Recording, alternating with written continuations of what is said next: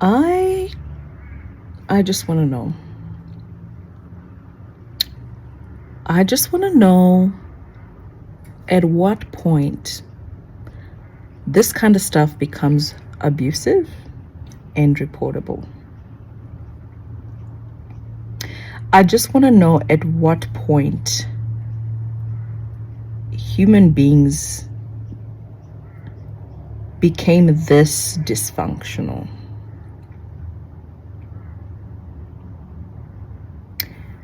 I don't want to hear you if you want to come out here and say, oh, but kids cry when their hair is done, and even if it's not painful, they're gonna cry, they're uncomfortable, etc. I know this to be true. This is not one of those cases, right? It's one thing for a child to cry when their hair is done. It's another for them to cry that hard, that long. And you can see those cornrows look pretty tight. And you can see the braider still has quite a bit to go. And at this point, I don't know how long she's been crying. And at this point, I don't know who's the adult. And at this point, I don't know when we became so emotionally dead to the needs of our children, to the cries of our children.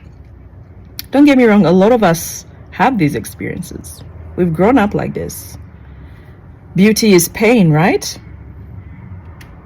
You know, the tears, yeah, you'll be happy once it's all done. And we want to prioritize the look and the neatness of the child's style above their emotional well-being, above how traumatic this particular situation and dynamic is.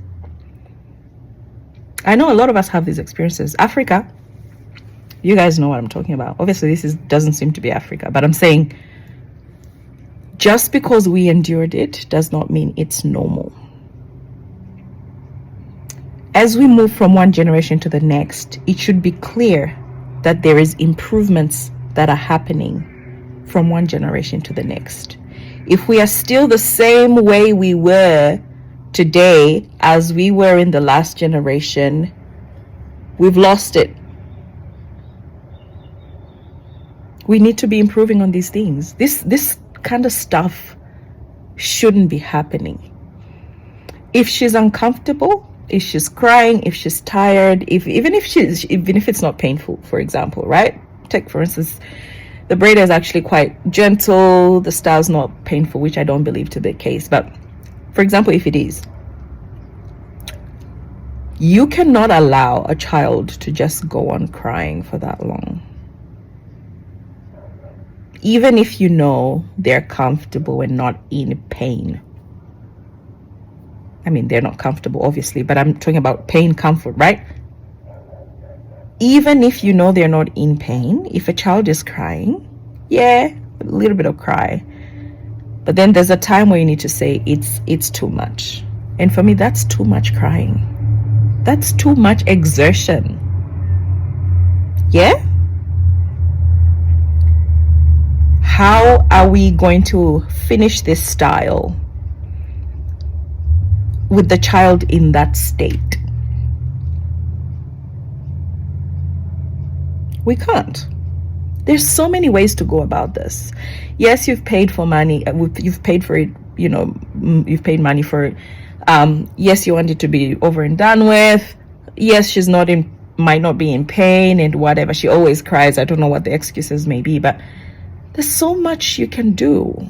Can we wait until she sleeps? Can we have breaks here and there? Can we make the sizes larger so it's done quicker? If it's in Africa, I mean, people can come home. Can she come today and we see how that goes? If it doesn't finish, come tomorrow. Whatever the case, at the end of the day, the child's comfort and well-being must come above how cute a style looks. That's in my opinion.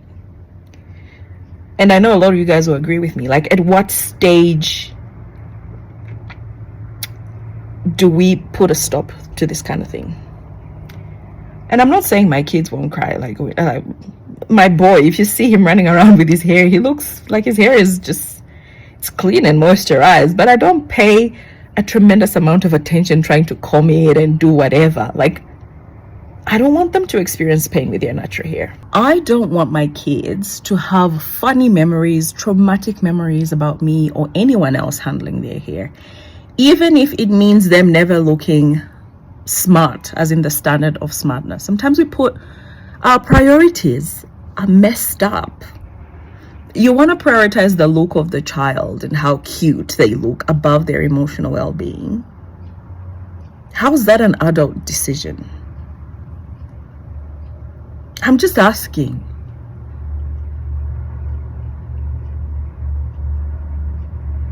I don't know, guys. I don't know. As you can see, this is a video that I didn't even plan. It's impromptu. And I just decided I'll make it real quick just to bring this to you guys' attention. Like, if you've got kids, how do you do this? How do you braid their hair, look after their hair without putting them in tremendous emotional distress? Must African kids just have hair care linked to feeling angry, upset, hurt, and distressed? Is this a norm that we're willing to sit with in this generation? I just want to know. Because the way we're going, it's like we're going backward. And for some of you who come out here and say, oh, she's not in pain, she just doesn't want to sit still, whatever other nonsense. The thing here is, that's irrelevant. Whether she's in pain or not, it's irrelevant to the issue. She is crying, she's in distress. This needs to stop. Even if it's a tantrum. Like, for how long? For how long does it take? Like, for how long does she have to cry before an adult regulates and controls that situation? And yeah, okay, she's not in pain, but she's crying that much. It means maybe she doesn't want the style. Is this mandatory? Is it mandatory for her to get that style? Can we not just put it in a ponytail and let life be? Like, what is the urgency? What is so important about this child having that style? Is it okay for us to maybe revisit the style when she's calmer or a different age, when she can maybe sit still for a little bit longer? Like, what is the urgency here to get this style in? That's my question. You guys, this is wrong on so many levels. On so many levels. The comment section is riddled with conflicting feedback and points of view. Some people say she's okay. She's not in pain. Even if she's not in pain, like I said, some people are calling it a tantrum and